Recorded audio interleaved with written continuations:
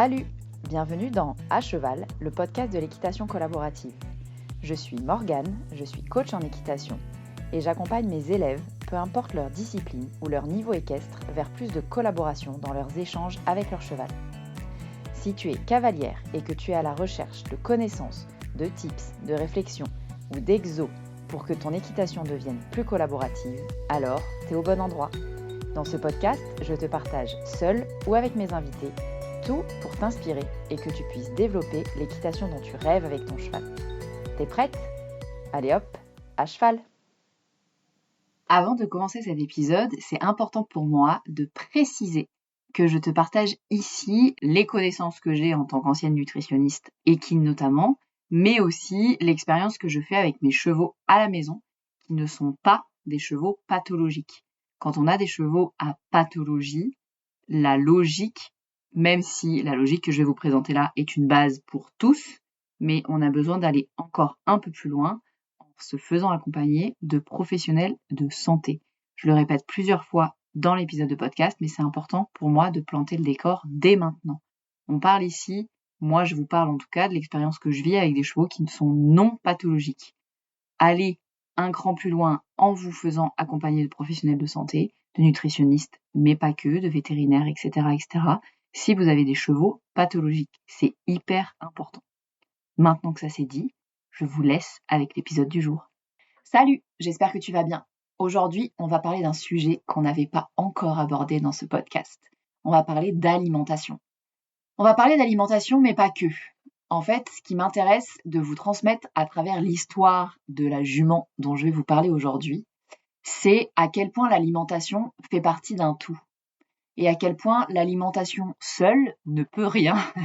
C'est un peu ce que j'ai envie de vous transmettre et de vous partager ici, à travers ce que nous, on a expérimenté à la maison avec une jument qu'on a récupérée il y a 1 an à la maison et qui fait partie du troupeau. Donc nous, on a 4 chevaux à la maison, enfin, on a 3 chevaux et un Shetland à la maison et une des juments n'est pas la nôtre. C'est la jument d'une voisine qui fait partie du troupeau depuis quasiment 1 an et qu'on a récupérée donc il y a à peu près 9 mois.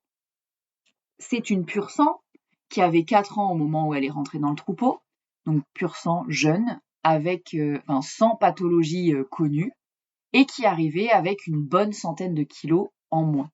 En note d'état corporel, pour ceux qui connaissent la note d'état corporel, et si c'est pas votre cas, vous pouvez aller vous renseigner sur internet, c'est hyper intéressant. C'est une façon de noter qu'on utilise tous, nous nutritionnistes, parce que c'est mon ancien métier, je ne sais pas si je l'ai précisé. J'étais nutritionniste avant d'enseigner l'équitation collaborative, et donc je connais un peu mon sujet. Quoi qu'il en soit, la note d'état corporel, c'est une note qui nous permet de noter, comme son nom l'indique, l'état corporel des animaux, notamment des chevaux, ici, là, en l'occurrence, et qui permet de noter avec le plus d'objectivité possible la note d'état d'un cheval.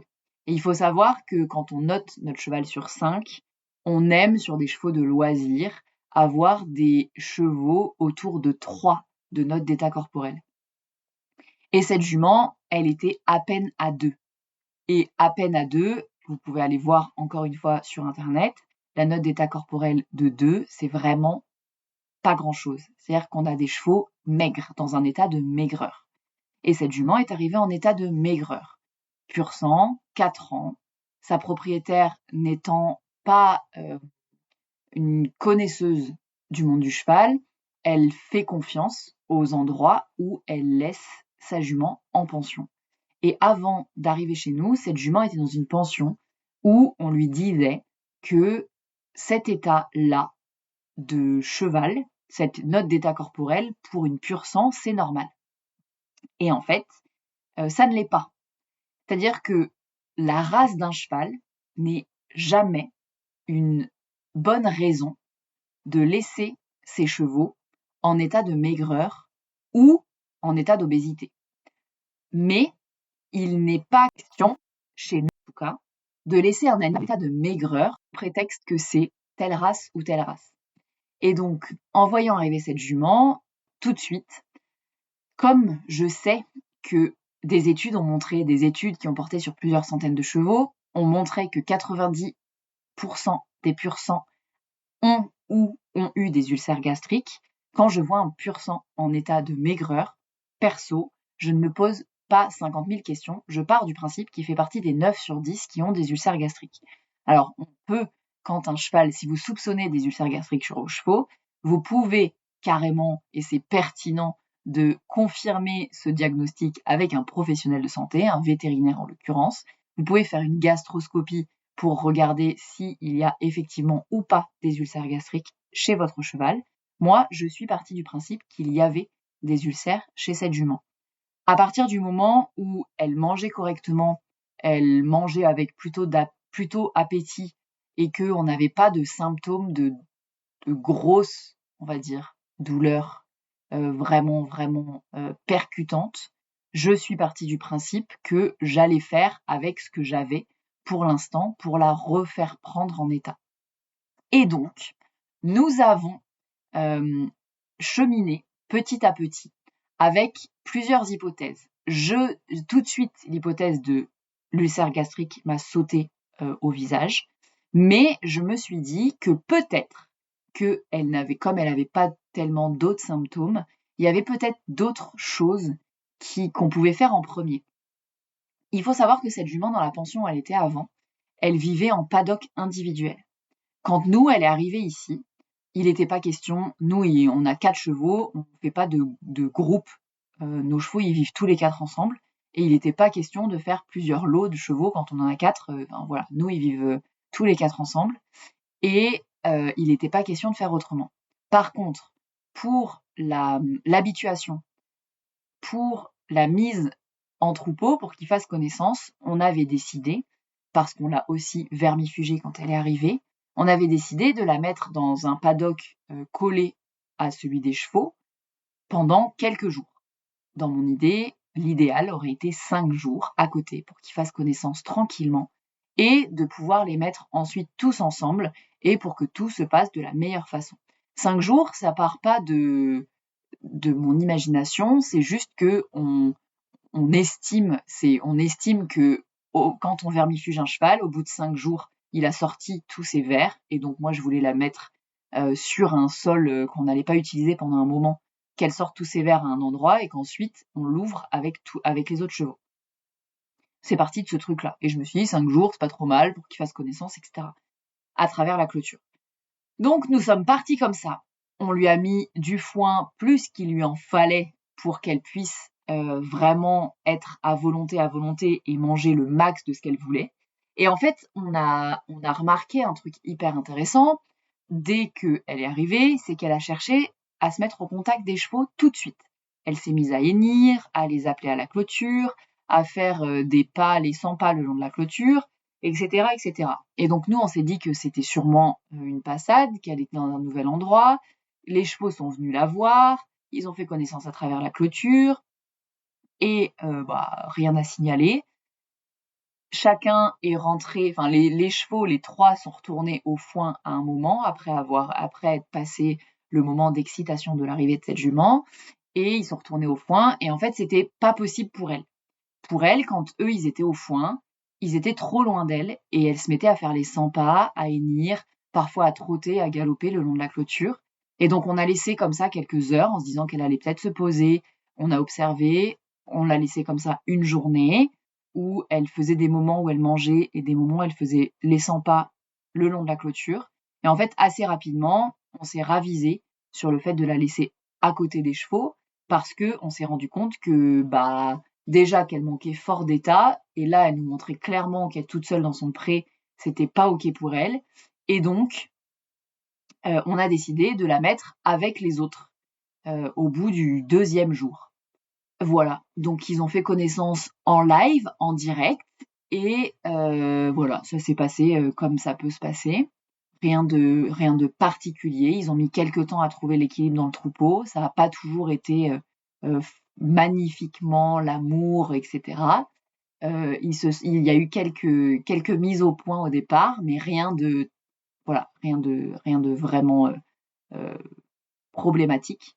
Quoi qu'il en soit, on a commencé par mettre cette jument qui était apparemment au foin à volonté dans son ancienne pension, dans un paddock individuel et qui avait en plus du granulé. Je crois qu'elle avait 2 litres de granulé plusieurs fois par semaine quand sa propriétaire allait la voir parce qu'elle la trouvait maigre, du coup elle voulait la complémenter. Donc elle avait acheté du granulé qu'elle lui mettait quand elle venait la voir. Donc elle avait du granulé plusieurs fois par semaine. Et nous, nos chevaux, à cette époque-là, ils étaient pas complémentés en granulé, ni en CMV, ni en rien. Ils étaient à l'herbe et au foin. Donc on a mis la jument à l'herbe et au foin, en troupeau. Et en ayant en tête qu'on allait commencer comme ça, 1 semaine ou 2, et voir ce que ça disait. Si elle avait besoin de plus, et ben on allait faire plus ou autrement pour voir. J'avais dans l'idée cette petite alerte potentielle ulcère aussi, en me disant bah voilà, c'est une possibilité, on va voir comment elle reprend l'état comme ça et on verra ensuite si on met des choses spécifiques pour un potentiel ulcère ou pas. Et donc on a laissé cette jument là qui a repris, c'était incroyable, qui reprenait à vue d'œil. En 3 semaines, elle a repris, je pense, 80 kilos. C'était dingue. Elle est passée de 2 à franchement un bon 2,5 en note d'état corporel, simplement en la mettant au foin à volonté avec les autres. Et là, il y a 2 hypothèses. C'est soit l'endroit où elle était avant disait foin à volonté, mais en vrai, on n'était pas sur un foin à volonté. En vrai, il devait la rationner sans se rendre compte qu'il la rationnait.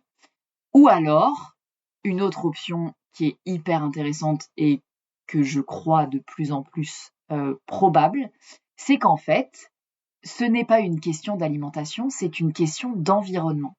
Cette jument, un truc qui a changé radicalement entre là où elle était avant et quand elle est arrivée chez nous, c'est que en arrivant chez nous, elle s'est mise à vivre en troupeau.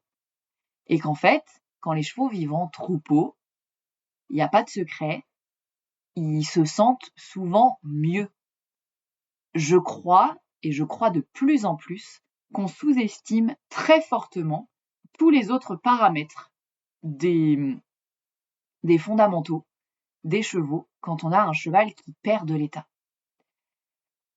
Et cette jument-là, on l'a mise en troupeau. Et le fait est, vu toutes les interactions sociales qu'elle a demandées au départ, c'était même beaucoup pour les 3 chevaux qui vivaient avec elle, vu tout ce qu'elle a demandé comme interaction sociale, je pense que vraiment cette jument a été en manque d'interaction sociale avant d'arriver, vraiment très nettement. Et le fait de pouvoir avoir ces interactions sociales, eh bien, ça lui a permis de se sentir mieux et donc de reprendre de l'état dans un premier temps simplement avec du foin. Je vous le dis ici parce que souvent les gens ne me croient pas, mais on peut, et c'est la preuve, cette jument est la preuve qu'on peut permettre aux chevaux de reprendre de l'état simplement au foin à volonté quand on leur propose un environnement dans lequel ils se sentent bien. Et là, ça a été le cas de cette jument-là. Et je crois que c'est important de noter cette histoire d'environnement. Donc l'environnement, c'est un lieu dans lequel ils se sentent en sécurité, où ils peuvent dormir sur leurs 2 oreilles, où ils ont des potes qui leur permettent encore une fois de se sentir en sécurité et de dormir sur leurs 2 oreilles, et évidemment où l'eau est de qualité, c'est-à-dire claire et à température ambiante. Donc simplement en redonnant à cette jument les 5 besoins de base, elle a repris 80 kilos en 3 semaines. C'est un truc de fou. Et donc, au bout de 3 semaines, elle était montée à 2,5 de note d'état corporel, pas loin du 3, mais elle avait besoin d'un petit coup de pouce pour aller chercher le 3, clairement. Et nous, on voulait l'aider, et moi, j'avais encore une fois cette petite lumière de potentiel ulcère gastrique en tête. Et il se trouve que on a décidé de complémenter cette jument avec ce qu'on pouvait faire nous dans un premier temps. Encore une fois, on a choisi, ça faisait plus d'1 an que la jument était dans cet état-là, donc on a décidé de faire avec ce qu'on pouvait faire nous dans un premier temps. Et si jamais on n'arrivait pas à lui faire reprendre de l'état par nous-mêmes, on allait faire intervenir un vétérinaire pour, pourquoi pas, confirmer le diagnostic de l'ulcère gastrique, donc peut-être faire une gastroscopie et peut-être mettre du médicamenteux. Mais dans un premier temps, on voulait l'aider avec ce qu'on pouvait faire nous et on a choisi le gel d'aloe vera. C'est un truc que j'ai moi testé sur d'autres chevaux qui avait bien fonctionné pour des reprises d'état et on n'avait pas grand chose à perdre à essayer. Donc on a mis cette jument avec 1 litre par jour, 1 litre de granulé par jour, autant dire vraiment pas grand chose. On était vraiment sur du granulé support de l'aloe vera, ok? Et donc on a mis 1 litre jour avec 10 centilitres d'aloe vera par jour pendant une bouteille d'1 litre, donc 10 jours. Et en 10 jours, elle a repris un bon 50 kilos sur les 80 qu'elle avait repris au départ. Et en fait, le truc hyper important et hyper intéressant que moi je savais et que j'expérimente grandement sur le troupeau qu'on a à la maison, c'est que très souvent, quand on a des chevaux qui perdent de l'état, augmenter la ration de granulés ne sert à rien.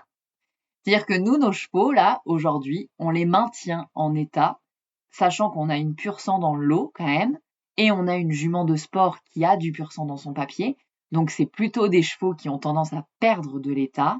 Et pour autant, nous, à la maison, on les maintient avec le foin à volonté et 1 litre de granulé jour qui sert le litre de support à un CMV, donc un complément minéraux et vitamines, et on les maintient en état toute l'année comme ça.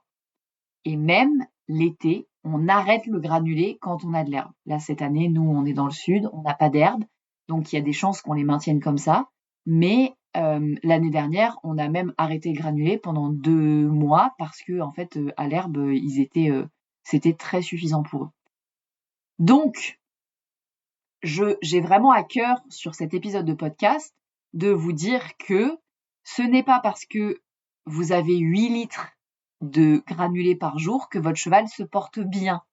Et ce n'est pas la solution, d'après moi en tout cas, quand vous avez un cheval qui perd de l'état, de le passer à des quantités astronomiques de granulés. J'ai vu faire ça à plein d'endroits différents et ça n'a jamais été des chevaux qui ont repris de l'état de qualité parce que on vient complètement modifier leur système digestif de base, on modifie plein de trucs en leur mettant une grosse dose de granulés et que les chevaux ne sont pas faits pour ça. Donc quand vous avez un cheval qui manque d'état, posez-vous d'abord la question, on revient aux fondamentaux. 1, est-ce qu'il a du foin à volonté? Le vrai à volonté. Le vrai à volonté, c'est pas je mets une portion le matin et je mets une portion le soir et entre les deux, je considère qu'il a assez à manger. Le vrai foin à volonté, c'est si vous avez besoin, parce que d'un point de vue pratico-pratique, vous faites comme ça, de mettre du foin le matin et le soir. C'est important que le soir, quand vous arriviez, ou le matin, qu'il y ait encore du foin que vous avez mis le coup d'avant. Là, vous pouvez dire que vous êtes à volonté et pas le foin par terre sur lequel ils ont pissé. Ça non plus, ça ne compte pas comme du foin dans la ration. Donc, soit vous mettez un râtelier ou je ne sais quoi et vous vérifiez que vous avez encore du foin de la fois d'avant. À ce moment-là, vous êtes sur un vrai à volonté ou alors vous faites comme nous, on a choisi de faire ici. Vous mettez des balles de foin et le cheval est à volonté. Et quand la balle se termine, on en remet une autre. Mais l'idée, c'est vraiment de permettre à l'animal d'avoir autant de foin qu'il a besoin pour maintenir son système digestif dans un état basique, donc pas trop acide pour ne pas que ça abîme son estomac et donc ne pas qu'il développe des ulcères. Parce qu'il y a un autre truc qu'il faut savoir et que je place ici, mais dont on pourrait parler pendant des heures, c'est que on estime que les risques d'ulcères gastriques augmentent grandement à partir de 6 heures de jeûne chez le cheval. 6 heures. 6 heures, c'est rien du tout. 6 heures, c'est beaucoup moins qu'une nuit. C'est une grosse demi-journée. Et si on regarde les chevaux qui sont rationnés, qui ont du foin matin et soir, en fait, très souvent, ils passent 6 heures sans manger. Très souvent, ils passent 6 heures sans manger de fibres. Je précise ici. Ok ? Et donc, la base de l'alimentation du cheval, c'est des fibres à volonté. Ok ? Quand vous avez un cheval obèse, rapprochez-vous d'un nutritionniste pour voir les adaptations que vous pouvez faire pour que votre cheval maigrisse. S'il est juste au foin à volonté et qu'il est obèse, vous pouvez faire des choses. Donc, n'hésitez pas à vous rapprocher d'un nutritionniste pour en parler. Mais sur un cheval qui manque d'état, comme c'était le cas sur cette jument-là, le truc hyper intéressant, c'est de voir à quel point en 3 semaines, alors que ça faisait 1 an qu'elle se battait pour la maintenir en état, en 3 semaines chez nous, avec du foin à volonté et, parce que ce n'est pas qu'une question d'alimentation, une vie en troupeau dans un environnement où les chevaux semblent se sentir bien, c'est-à-dire qu'on les voit dormir sereinement aussi à des moments de la journée. Dans cet environnement-là, la jument a mis 3 semaines à reprendre 80 kilos, ce qui est vraiment assez fou. Moi, je pensais pas que ça pouvait aller aussi vite, sans aucun au départ, sans aucun complément autre, sans aucune aide avec des plantes, de gel d'aloe ou je ne sais quoi, avec seulement le foin, la jument a repris 80 kilos. Et c'est au moment où on a vu qu'elle arrêtait de reprendre et qu'elle est arrivée à un plateau, qu'on n'arrivait pas à gagner le truc supplémentaire qui lui permettait de passer à une note d'état corporel de 3, que là, on a choisi de complémenter avec le gel d'aloe vera, ici en l'occurrence. Donc, c'est hyper important et moi, ça m'a vraiment confirmé à quel point la reprise d'état d'un cheval ou la prise d'état ou le maintien en état n'est pas qu'une question d'alimentation. Voilà, c'est vraiment ce que je voulais vous transmettre sur cet épisode de podcast, c'est que quand vous avez un cheval qui manque d'état, alors soit c'est un cheval que vous avez depuis longtemps qui perd de l'état rapidement et à ce moment-là, faites-vous accompagner d'un professionnel de santé si besoin pour regarder ce qui peut se passer chez ce cheval-là, potentiellement pathologie, vers, ulcère ou autre pathologie. Donc, entourez-vous de professionnels de santé, mais quand vous avez un cheval qui manque d'état, posez-vous en premier la question de son environnement et de son équilibre en général. On parle là des besoins fondamentaux du cheval. Est-ce qu'il vit en troupeau et est-ce que l'équilibre du troupeau lui permet de se sentir en sécurité ? Oui, non. Est-ce qu'il a vraiment des fibres à volonté, le vrai à volonté ? Oui ou non. Est-ce qu'il dort suffisamment ? Oui ou non. Est-ce qu'il boit de l'eau claire et à température ambiante ? Ça, c'est hyper important. Et il est probable que si vous avez un cheval qui manque d'état, une de ces conditions ne soit pas complètement réunie. En tout cas, quand je pose des questions à des gens qui viennent soit me poser des questions sur les réseaux sociaux, soit que je vois en stage ou quoi ou qu'est-ce, souvent, on a ces problématiques-là qui sont pas toutes complètement réunies. Soit quand je demande comment ça se passe dans le troupeau, est-ce que l'équilibre semble faire en sorte qu'ils se sentent en sécurité, ou les propriétaires ont une petite moue, ça a pas l'air si simple. Soit le à volonté, c'est pas du vraiment à volonté, soit l'eau est pas de méga bonne qualité, il y a plein d'algues ou les abreuvoirs sont pas nettoyés ou quoi ou qu'est-ce. C'est hyper important de revenir à ces fondamentaux-là.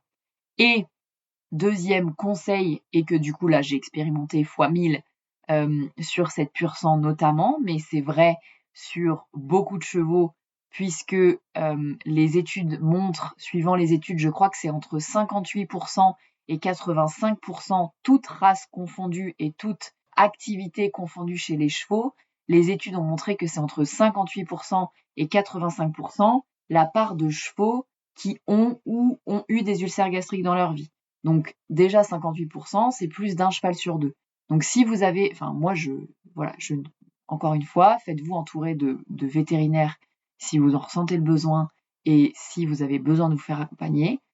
Si vous voyez que votre cheval perd de l'état d'un coup ou quoi, ou qu'est-ce, faites-vous entourer de professionnels de santé. Mais moi, quand je vois un cheval qui manque d'état, un des premiers trucs que j'essaye, c'est ce fameux gel d'aloe vera qui accompagne sur plein de trucs, mais qui a un effet notamment sur les chevaux qui ont des douleurs digestives. Et ma première option n'est absolument pas d'augmenter le granulé. Et là, j'ai fait l'expérience, je vais aller plus loin, il est un peu plus long que d'habitude cet épisode de podcast, mais j'espère que si vous êtes encore là, c'est qu'il est intéressant pour vous, donc je vais continuer. J'ai fait l'expérience sur mes chevaux là, donc nous, je vous le disais, le granulé ne sert que de support de CMV. Je pars pas moi je veux pas mettre trop de granulé. On a des chevaux de loisirs ici qui font vraiment pas grand chose et qui se maintiennent plutôt bien en état déjà juste avec le foin, donc je ne vais pas rajouter de granulé pour rajouter du granulé. Donc on a 1 litre de granulé par cheval et par jour, pas pour la Shetland. J'ai pas précisé ça, mais la Shetland, elle a pas 1 litre de granulé, elle a une petite poignée histoire de dire qu'elle a un peu quelque chose, mais pas plus. Mais les chevaux, ils sont à 1 litre. Et en fait, on a le CMV et on trouvait qu'ils perdaient un peu d'état cet hiver quand il a fait un peu froid. Alors ça n'a pas duré longtemps. Nous, dans le sud, encore une fois. Mais on a fait le test de les mettre à 2 litres. Et en fait, déjà, de les passer de 1 à 2 litres, on a repéré des signaux d'inconfort digestif chez les chevaux. Donc en fait, rien que ça, 2 litres, c'est rien du tout. Mais on a repéré une différence dans les inconforts, dans les signaux d'inconfort digestif qu'avaient nos chevaux quand on leur mettait 2 litres de granulé par rapport à 1. Donc moi, je veux vraiment limiter au maximum la prise de granulé chez mes chevaux. C'est mon expérience. Et alors, bien sûr, j'ai pas précisé en début d'épisode, mais évidemment que si vous avez vos chevaux dans d'autres conditions et que vous avez des contre-exemples de ce que je raconte, c'est du vivant. Donc évidemment qu'on a toujours les chevaux qui nous font mentir. Et évidemment qu'il y a plein d'autres façons de procéder, mais en tout cas, moi, l'expérience que je fais là depuis 1 an d'avoir les chevaux à la maison, c'est que je veux limiter au maximum l'emploi du granulé pour qu'il soit un support en CMV.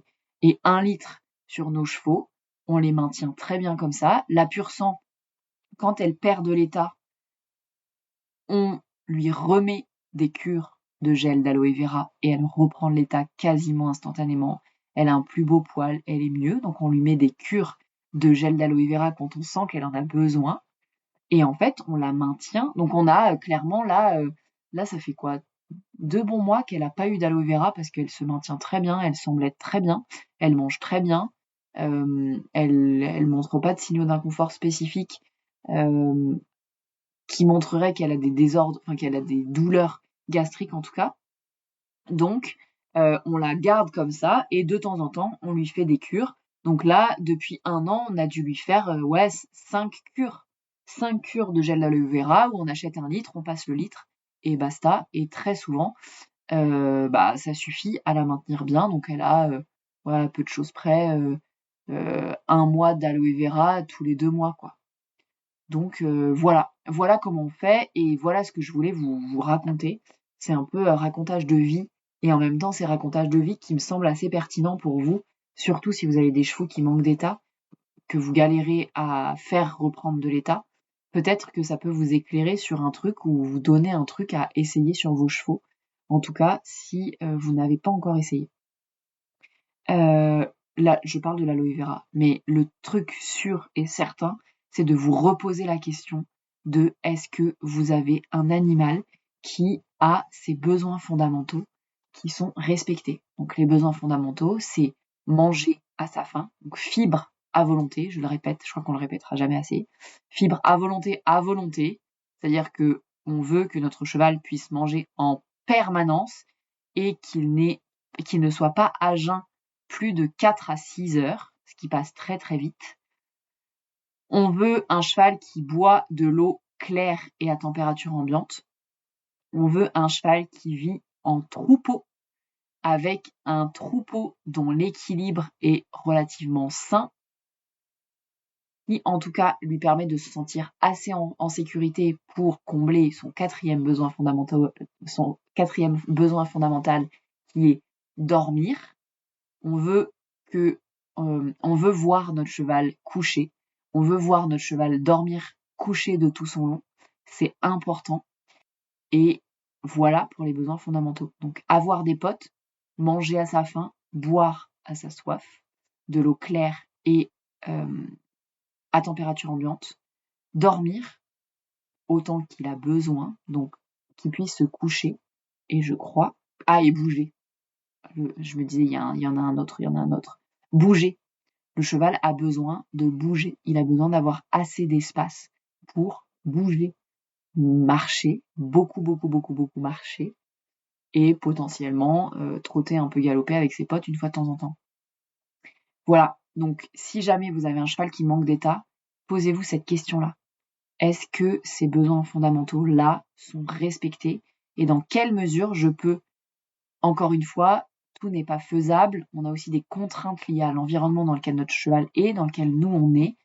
Et c'est important de trouver des compromis pour pouvoir permettre à notre cheval d'avoir ces besoins-là le plus comblés possible. Voilà. J'espère que cet épisode de podcast vous a plu. Dites-moi si c'est le cas. Si jamais vous aimez le podcast et que vous voulez être mis au courant des futurs épisodes, des futures sorties de ces épisodes, je vous invite à vous abonner sur la plateforme d'écoute que vous utilisez. Si jamais vous pouvez prendre 2 minutes pour aller mettre 5 étoiles, ça m'aide grandement à faire connaître le podcast et à le mettre dans les oreilles d'autres propriétaires de chevaux qui voudraient mettre plus de collaboration au cœur de leur équitation. Et moi, je vous laisse ici et je vous dis à la semaine prochaine pour un nouvel épisode de À Cheval, le podcast de l'équitation collaborative. À plus!